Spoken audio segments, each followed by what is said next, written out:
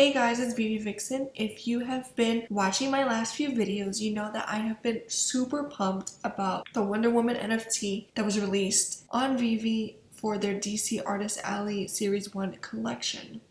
Now, I have been seeing that there's been a little debate or back and forth about whether or not that's actually the first Wonder Woman NFT, and understandably there's some confusion. Back in October, DC Comics released NFTs in collaboration with Palm NFT Studios for their DC fandom. It was kind of like an incentive for people to join the live. People who had signed up before October 16th were going to receive 2 free NFTs. One initially for signing up, and then if you tweeted about it, you got a second NFT. And of the people that you could get was, of course, Wonder Woman. So this is how the Wonder Woman NFT that DC released looks like. And yes, that is a floppy disk. This was the common. There's a rare, features Nubia, and there's also a legendary. And I believe this is a future state. Can't really tell. But these are the first 3 Wonder Woman NFTs. And I know you're probably thinking, this is a floppy disk. Does this count? And it looks, some could say useless, but we don't know what this holds for the future. This could have some utility. Maybe this floppy disk allows you to play a clip from one of the Wonder Woman movies, or access to the first appearance of Wonder Woman in the comic. There's so many possibilities with these USBs, floppy disks. DC said that only people that signed up before a certain time issued these. So there may be a lot, there may not be that many. I don't know how many people claimed it. I don't know how many people followed through. I know a lot of people signed up towards the end and they still haven't received their email. So I don't know. Whereas for Veve, there's a little bit more certainty. And I only say that because of one reason. This reason. We have Wonder Woman in quote unquote the flesh, as it's something that can be shown off. Floppy disk can't really be shown off right now.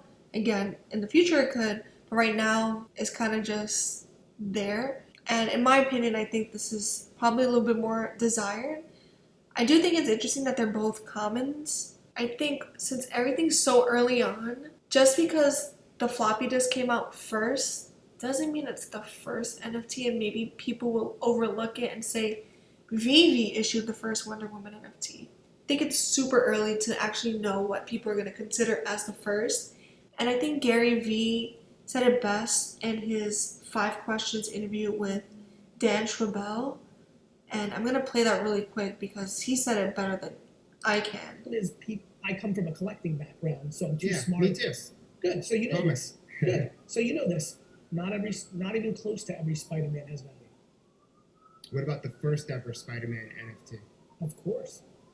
The question becomes though, which one, right? Maybe like versus on-chain versus what if Solana wins the day in 12 years? Then it's gonna be the first Solana Spider-Man, not the first ETH, right? So we're too early. See where I'm going? Yeah. There's a lot to think through. You can bridge over to different chains. There's a lot to think through. What is actually an NFT versus a digital asset?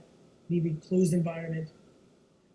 Decentralized. It's switching away from being a closed environment. Though it's going to be the question will, I know that, but the question will become: will the market accept it as the first, or was it the first that minted on mainnet because they didn't got it? Because now it won't be the first that's minted. So there's all of it's awesome. Like I actually have no idea.